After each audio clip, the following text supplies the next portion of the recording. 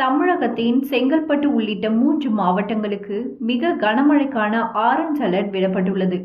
தமிழகத்தில் அநேக இடங்களிலும், புதுவை மற்றும் காரைக்கால் பகுதிகளிலும் இடி மின்னலுடன் கூடிய மிதமான மழை பெய்யக்கூடும். செங்கல்பட்டு, விழுப்புரம், கடலூர் மாவட்டங்கள் மற்றும் புதுச்சேரியில் கனம் முதல் மிக கனமழை பெய்யக்கூடும் என்று வானிலை மையம் கூறியுள்ளது.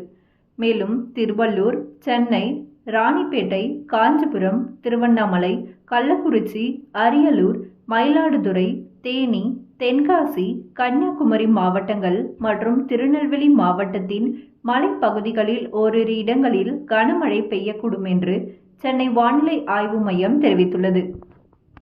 தமிழகத்தில் 3 மாவட்டங்களில் மிக கனமழையும், சென்னை உள்ளிட்ட 14 மாவட்டங்களில் கனமழையும் பெய்ய வாய்ப்புள்ளதாக வானிலை ஆய்வு மையம் தெரிவித்துள்ளது.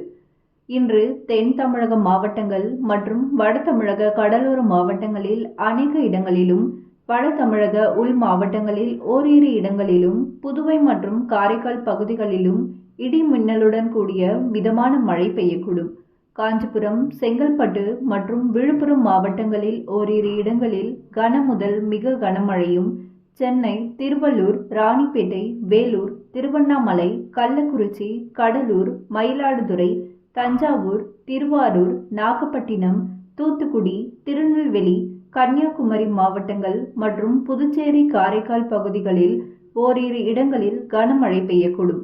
தமிழக கடலோர பகுதிகள் மற்றும் அதனை ஒட்டிய தென்மேற்கு வங்கக்கடல் பகுதிகள், மன்னார் வளைகுடா மற்றும் அதனை ஒட்டிய குமரிக்கடல் பகுதிகளில் சூறாவளி காற்று மணிக்கு 40 முதல் 45 கிலோமீட்டர் வேகத்திலும், இடையிடையே 55 கிலோமீட்டர் வேகத்திலும் வீசக்கூடும் என்று சென்னை வானிலை ஆய்வு மையம் தெரிவித்துள்ளது.